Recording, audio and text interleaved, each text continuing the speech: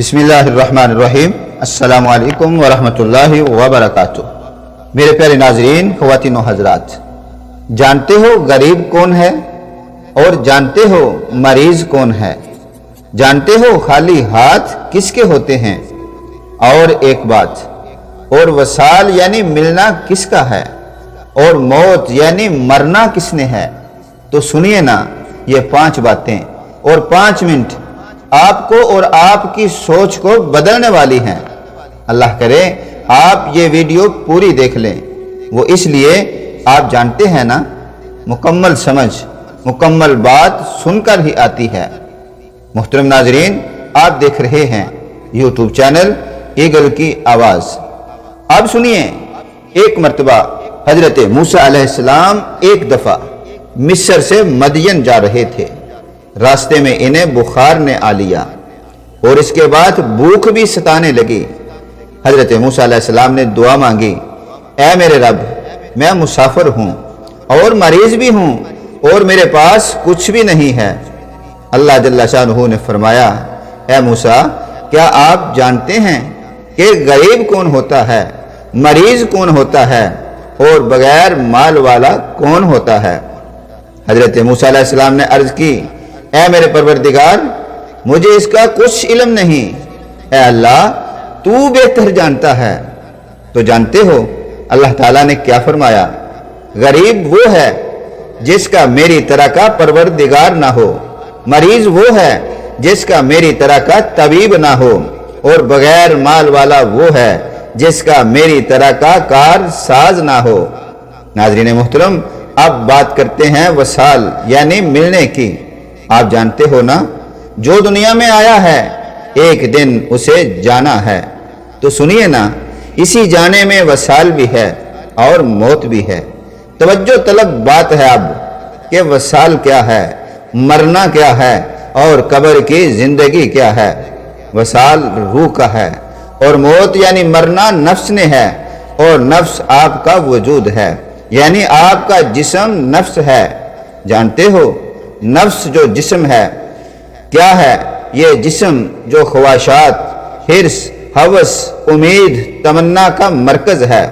ہر وہ امید، تمنا، حرص، ہوس، شہوت جو قرب حق سے دور کر دے وہ نفس ہے۔ اور وصال روح کا ہے، یعنی وہ اپنے کل سے جا ملتی ہے، اور روح کا کل عالم ارواح ہے، جہاں پر اس نے اللہ کے حضور اقرار کیا، اور لاکھوں برس جہاں اس نے تقرب الہی کے اندر قیام کیا۔ بات تو ابھی سمجھنے والی آئی ہے۔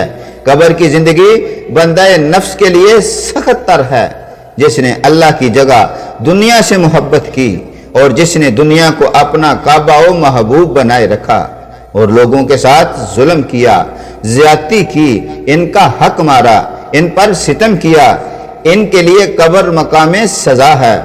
اور جنہوں نے اللہ کے لیے زندگی گزاری، لوگوں سے خندہ پیشانی سے پیش آئے، اخلاق اچھا پیش کیا، لوگوں سے محبت کی، کسی سے ظلم و زیادتی نہ کی، اور اللہ کی رضا و اطاعت کے اندر رہ کر زندگی بسر کی، ان کے لیے قبر انعام ہے۔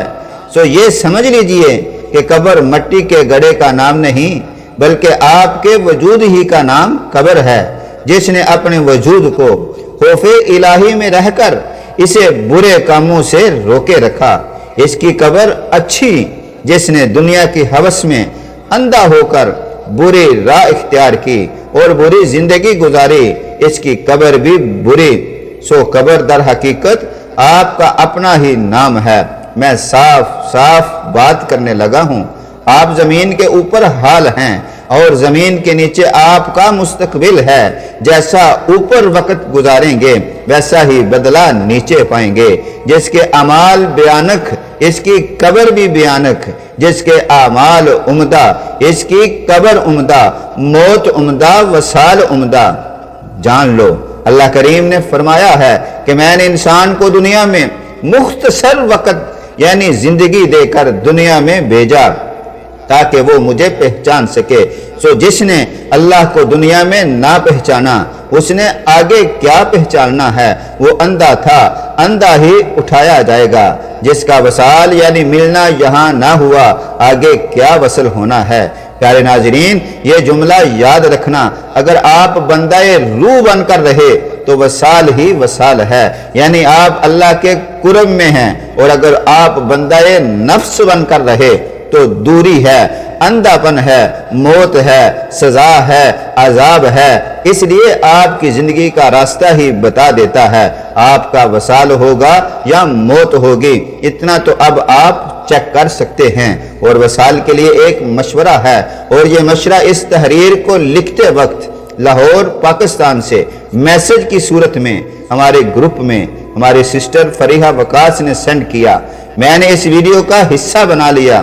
سسٹر فریحہ وقاص کہتی ہیں 3 چیزیں ایسی ہوتی ہیں جو آپ کی زندگی بدل سکتی ہیں، اور وہ یہ ہیں: دوست، کتابیں اور آپ کے خیالات۔